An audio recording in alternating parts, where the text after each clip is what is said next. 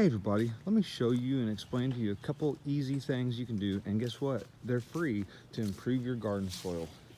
Number one thing I do every fall, when our huge tree, which is a maple, when that tree starts to drop its leaves, I will take those leaves, rake them up, and lay them over my gardens.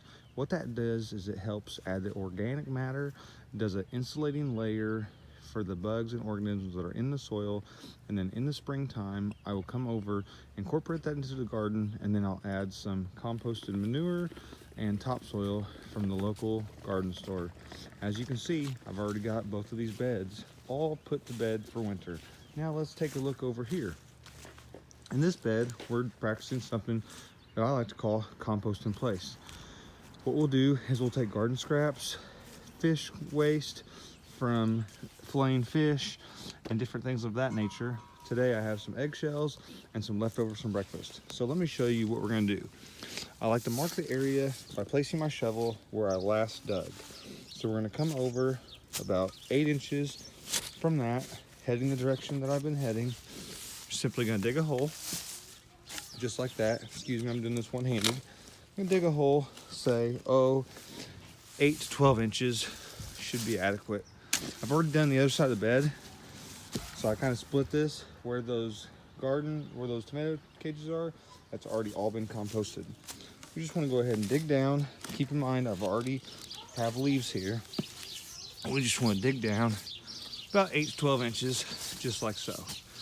Then we're going to take compost, which in this case we have some cilantro that went bad, a couple sweet potatoes that didn't get eaten that were cooked about a week and a half ago, and then some table scraps from today's breakfast. Got the trimmings of a orange pepper, and then we have the eggshells from today's scrambled eggs. We're gonna get all that put in there, just like so. Perfect. Aha, we got them all in there. Now, I'm gonna go ahead and smash it up just a little bit.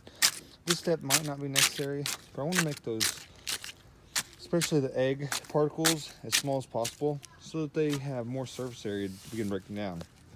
I'm gonna take my shovel then, and I'm simply gonna scoop that beautiful, dark, rich garden soil right over that hole, just like so. And then I'm gonna place my shovel directly over the spot that I just composted in place.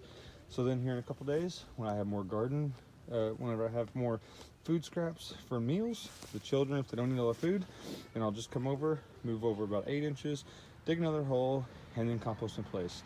I've been doing this technique in the garden during the fall, once everything's harvested and the garden's cleaned up, for the last 7 to 10 years, and it's worked extremely well. This soil used to be a lot heavier in clay, it didn't drain nearly as well, and it didn't produce as much quality produce as it does today.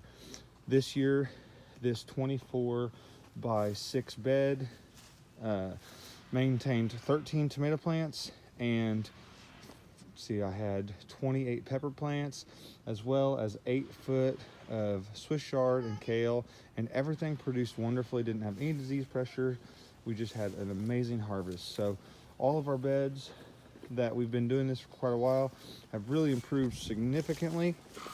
These 2 beds here are only 2 years old, so they still have a little ways to go, but I know using this technique they will soon be built up in the same quality soil as we have here. So here's a great way that for free, using scraps that you would normally put in a landfill, you can help to grow and increase the productivity of your garden soil to produce vegetables for years and years to come.